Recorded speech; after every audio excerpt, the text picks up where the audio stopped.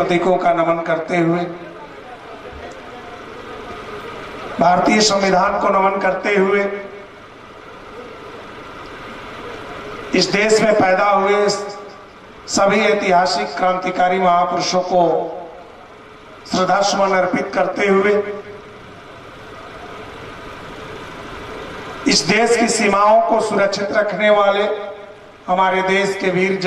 जवान, शहीद हुए वीर जवानों को श्रद्धासुमन अर्पित करते हुए आज के कार्यक्रम की अध्यक्षता कर रहे आदरणीय अध्यक्ष जी, पूज्य भंते जी, आज के मुख्य अतिथि परमादरणीय जय सिंह मौर्य जी, जिनके बारे में हमें लगता है कि जितने भी लोग सामाजिक रूप से कार्य करने वाले हैं, निश्चित तौर से आपके बारे में बहुत अच्छी तरह जानते हैं और हमें लगता है कि आप ही के बलबूते हमारे लखनऊ अध्यक्ष जी ने 1 लाख लाट बनाने की घोषणा भी कर दी है, क्योंकि दोनों लोगों का विभाग भी एक है। इसलिए मैं बधाई देता हूं, दोनों लोगों की विचार भी एक है और साथ साथ में हमें लगता है कि यहाँ बनाने वाले आलोक जी के लिए भी बहुत अच्छा संदेश है। मंच पर बैठे सम्राट अशोक क्लब के राष्ट्रीय प्रवक्ता, जिनके बारे में कुछ भी कहना एक छोटी बात हो जाएगी। शुरुआती दौर से संग संग चलने का जो हम दोनों लोगों को एक दूसरे का सहभागी बनने का भी अवसर प्राप्त हुआ है। हमारे बीच में बैठे मंगलम सर जी, लखनऊ के अध्यक्ष जी, यहाँ हमारे बीच माताएं बहनें बैठी हैं, पितातुल बुजुर्गों, क्रांतिकारी नौजवान साथियों, मैं इस पूरी आयोजन समिति को सम्राट अशोक क्लब भारत की तरफ से हार्दिक अभिनंदन वंदन करता हूं कि जिस कारवां को लेकर के सम्राट अशोक क्लब के संस्थापक परम आदरणीय स्मृति से सुभाष जी ने एक सोच लेकर के सम्राट अशोक क्लब के माध्यम से जो सम्राट अशोक महान की लोक कल्याणकारी नीतियां थी, लोक कल्याणकारी कार्य थे, उन्होंने अध्ययन किया, उन्होंने देखा कि वास्तव में जो सम्राट अशोक महान की लोक कल्याणकारी नीतियां हैं, उन नीतियों को भारतीय संविधान में संविधान निर्माताओं ने तो रख दिया, लेकिन उन संविधान निर्माताओं के नीतियों के रखने के बावजूद भी जब जब जैसे जैसे समय आया, उन नीतियों के अनुरूप कार्य न करके बल्कि उन नीतियों को संशोधन के माध्यम से संविधान से बाहर करने का भी प्रयास किया गया। सम्राट अशोक क्लब की इस पर पैनी नजर पड़ी, इसका अध्ययन किया गया कि आखिर कौन सी ऐसी परिस्थितियां हैं, कौन सा ऐसा इस देश के अंदर विडंबना पैदा हो रही है कि जिस सम्राट अशोक महान की नीतियों को, जिन सम्राट अशोक महान के चक्र को, जिन सम्राट अशोक महान के स्तंभ को भारतीय संविधान में हमने निर्माताओं ने रखा, आज कहीं ना कहीं उसकी उपेक्षा हो रही है।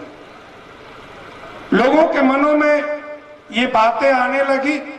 सम्राट अशोक क्लब के नौजवान साथियों ने यह प्रयास करना शुरू किया कि सम्राट अशोक कि उन चक्र को तो भारत के लोगों ने अपना लिया, स्तंभ को तो लोगों ने भारत ने अपना लिया, लेकिन सम्राट अशोक के चरित्र को लोगों ने नहीं अपना पाया। अगर सम्राट अशोक महान के चरित्र को, जो लोक कल्याणकारी कार्य उन्होंने आम जनमानस के बीच में किए, तमाम शिलालेखों के माध्यम से उन्होंने अपने जो शासनादेश उन्होंने लिखवाए, जगह जगह भारत की सीमाओं से लेकर के भारत के अंदर, भारत के कुछ बाहर भी,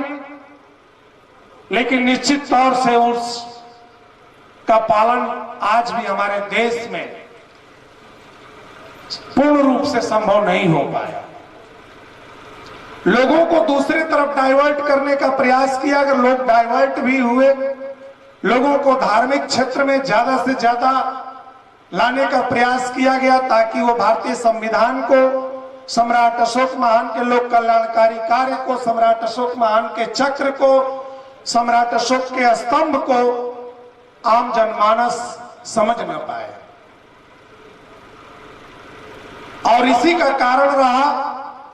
कि देश में तरह तरह की विसंगतियां पैदा हुई। बहुत सारे विद्वान साथी यहां बैठे हुए हैं, सम्राट अशोक महान के अगर इतिहास को पढ़ लें, कलिंग विजय के बाद जब उन्होंने धम्म विजय की घोषणा की है, जो आने वाले समय में 25 अक्टूबर को आ रहा है, तो उसके बाद इस भारत की तरफ जब तक उनकी नीतियों का अनुपालन होता रहा, भारत के तरफ किसी भी विदेशी ताकत की हिम्मत नहीं थी कि इस भारत पर कब्जा कर पाए। लेकिन परिस्थितियां बदली, लोगों को इससे दूर किया जाने लगा। लोगों को इनकी लोक कल्याणकारी योजनाओं के बारे में बताना तो दूर, थोड़ा भी बच्चों को भी पता नहीं चल पाया कि सम्राट अशोक महान इस देश के लिए क्या किए थे। लेकिन सम्राट अशोक क्लब के जाबाज सिपाही अनवरत ये प्रयास करते रहे कि इस देश में एक तरफ मंदिर और मस्जिद बनाने के लिए कत्लेआमें हो रही हैं, एक तरफ गर्व से कहने के लिए ये परेशान है कि गर्व से कहो कि हम हिंदू हैं, गर्व से कहो कि हम मुसलमान हैं। इन विसंगतियों को इस देश के बच्चे बच्चे के मन मस्तिष्क में भरने का काम कर रही है।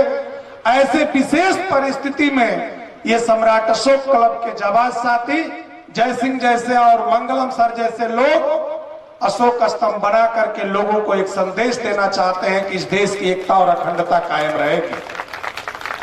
आप लाख कोशिश करें, लेकिन निश्चित तौर से यह देश की एकता और अखंडता कायम तभी रह सकती है जब इस देश के भारतीय संविधान को अक्षरशः बच्चा बच्चे तक पहुंचाने का काम किया जाए। और सम्राट अशोक क्लब ने इसको ठाना है। आज 25 वर्षों से अनवरत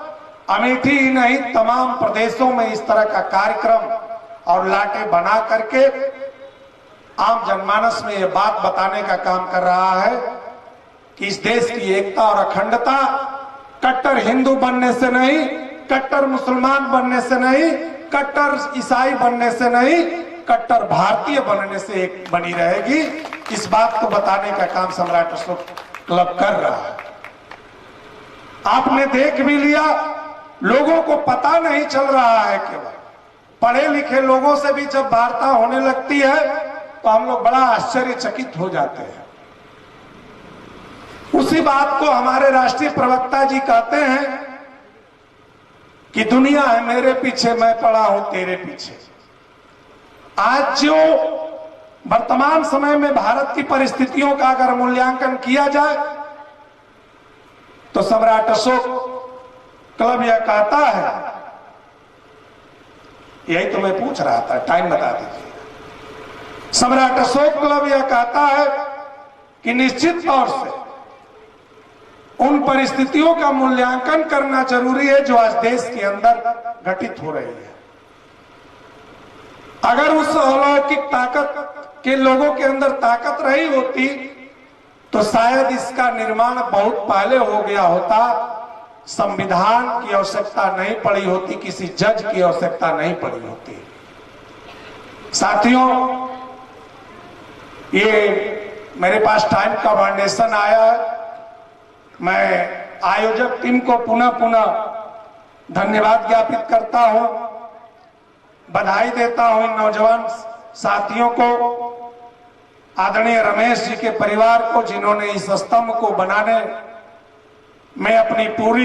पूर्ण भूमिका निभाए हैं, और यहां बैठे तमाम क्रांतिकारी नौजवान साथियों का, माताओं बहनों का अभिनंदन वंदन करते हुए अपनी बात को स्थगित करता हूं। जय भारत, जय।